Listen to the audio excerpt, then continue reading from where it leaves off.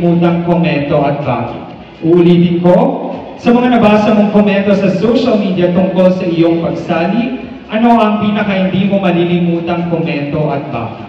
Maraming salamat po sa inyong katanungan. Ang hindi ko po malilimutan ay yung pong sinabi nung mga nagkomento sa akin na dahil daw po sa akin ay nagbago na ang kanyang buhay. Dahil po ngayon po ay gusto na rin po niyang kumain ng healthy, mag-exercise na daw po siya. At sabi niya po na magiging positive na rin po ang attitude niya sa buhay. Kaya natutuwa po ako kasi nagbago po ang buhay niya dahil sa akin. Kaya sabi ko po, wala talagang age limit. Maraming salamat po dahil lahat po tayo ay mangangarap. Matutupad po ang pangarap at hindi po dapat isipin ang edad. Kasi po hindi po yan hadlang sa inyong mga dapat natuparin sa buhay. Maraming salamat, John. We will now have the questions. Ladies, are you ready? QC, are you ready?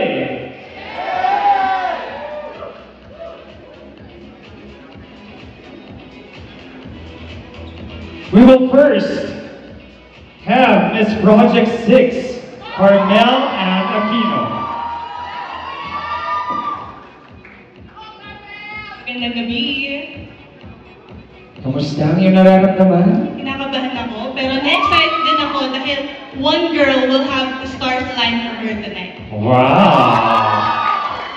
Tingnan natin.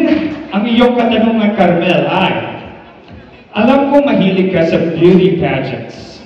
Kaninong beauty queen mo pinakamaihahalin tulad ang iyong sarili at bakit? Uulitin ko ang iyong katanungan. Alam ko mahilig ka sa beauty pageants. Kaninong beauty queen mo pinakamaihahalin tulad ang iyong sarili at bakit?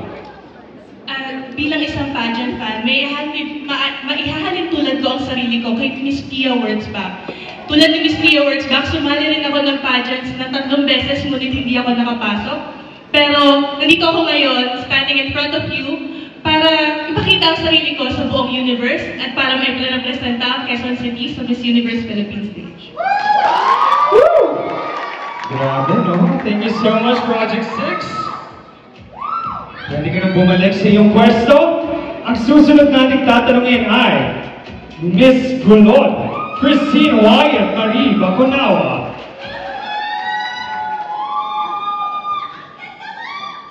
Wow.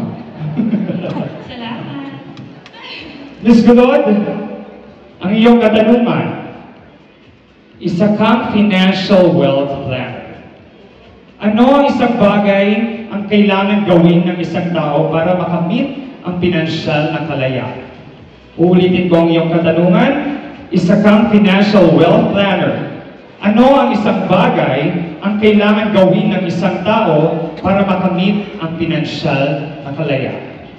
Sa 4 na taon kong serbisyo bilang isang financial wealth planner, ang masasabi ko, ang bawat isa sa atin ay kailangan protektahan ang kinabukasan.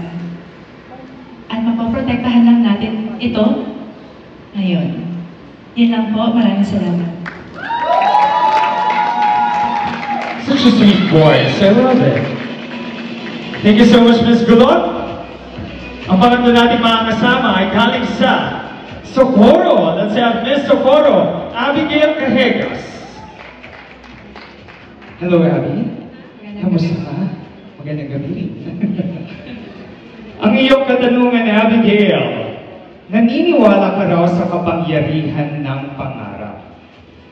Kung may isang pangarap ka para sa lungsod ng Quezon City, ano ito at bakit? Ulitin ko. Naniniwala ka raw sa kapangyarihan ng pangarap. Kung may isang pangarap ka para sa lungsod ng Quezon City, ano ito at bakit? Ang pangarap ko sa Quezon City ay mamithi ang isang inclusive, shows diversity and gender empowerment. Naniniwala ako na ang Quezon City ay city of dreams. Hindi lang ito nagbibigay liwanag sa mga sambayanang Pilipino, pero nagbibigay din ito ng kakayahan na mangarap. At gusto ko lamang na mabibigay itong lesson na ito na hindi hadlang ang pagiging mahirap kung ikaw ay nangangarap. Thank you. Ang ganda. Thank you so much. Thank you so much, Abigail. Sunod natin kakausapin ay galing sa Batasan Hills, Marinela, Katangay. Magandang gabi po. Magandang gabi rin. Ito ang iyong katanungan, Marinela. Bilang isang bisexual, saan sa tingin mo ang lugar sa lungsod ng Quezon kung saan ikaw ay pinakamalayang makapagpapahayag ng pagmamahal sa taong pinili mong mahalin? Uulitin ko para sa iyo, Marinela. Bilang isang bisexual, saan sa tingin mo ang lugar sa lungsod ng Quezon kung saan ikaw ay pinakamalayang makapagpapahayag ng pagmamahal sa taong pinili mong mahalin? Maraming salamat. Bilang tagapagsulong ng sexual na oryentasyon, kasarian at ekspresyon, at kasarian ng identifikasyon, at pagkakaroon ng relasyon ng mahigit na 9 taon sa katulad ko ring babae, naniniwala ako na ang lugar para sa pagmamahalan ay dito sa Quezon City, dito sa lungsod ng Quezon. Naniniwala din ako na wala sa lugar, wala sa katayuan ng tao o sa kasarian ang pagmamahal. Yun lamang po at maraming salamat.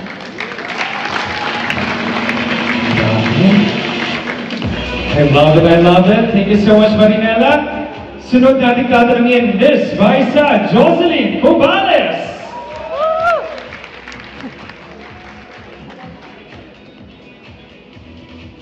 Hello, Jocelyn. Hello po. Magandang gabi po sa inyo lahat. Maraming salamat po. Very sweet, I love it. Ito ang iyong katanungan, Jocelyn. Sa mga nabasa mong komento sa social media tungkol sa iyong pagsali, ano ang pinaka-hindi mo malilimutang komento at bakit? Uulitin ko, sa mga nabasa mong komento sa social media tungkol sa iyong pagsali, ano ang pinaka-hindi mo malilimutang komento at bakit? Maraming salamat po sa inyong katanungan. Ang hindi ko po malilimutan ay yung pong sinabi nung mga nagkomento sa akin na dahil daw po sa akin ay nagbago na ang kanyang buhay. Dahil po ngayon po ay gusto na rin po niyang kumain ng healthy, mag-exercise na daw po siya. At sabi niya po na magiging positive na rin po ang attitude niya sa buhay. Kaya natutuwa po ako kasi nagbago po ang buhay niya dahil sa akin. Kaya sabi ko po, wala talagang age limit. Maraming salamat po dahil lahat po tayo ay mangangarap. Matutupad po ang pangarap at hindi po dapat isipin ang edad. Kasi po hindi po yan hadlang sa inyong mga dapat natuparin sa buhay. Maraming salamat, Jocelyn. She's holding back her tears. Isa kang inspirasyon. Grabe. Sarap sa puso nun. Let's now have Miss Pasong Putik Proper Genesis Durana. Magandang gabi, Genesis. Magandang gabi. Ito ang iyong katanungan. Bilang isang tao na lumaki na may matinding pananampalataya sa Diyos, pwede mo bang ibahagi sa amin kung saan ka pumupunta sa lungsod ng Quezon para mas mapalakas ang iyong pananampalataya?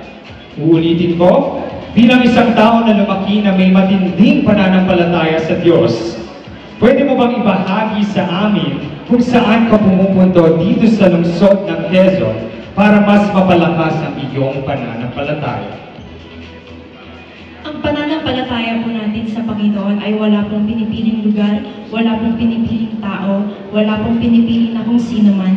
Ang pananampalataya ay maaari po nating makita kahit po dito, kahit saan, kahit nasa bahay man po tayo, kahit sa ang sulok po ng Quezon City, nandoon po ang pananampalataya natin sa Panginoon. Wala rin pong hadlang kung ano man po ang kasarian natin, ano man po ang edad, dahil ang pananampalataya ay bawat isa sa atin, nandito po siya ngayon. At ngayon po ay gusto ko pong ipaglahad sa ating lahat ang pananampalataya na meron ako at gusto ko rin po sa inyong ibahagi ang meron na ito at magniningning po ito ngayong gabi.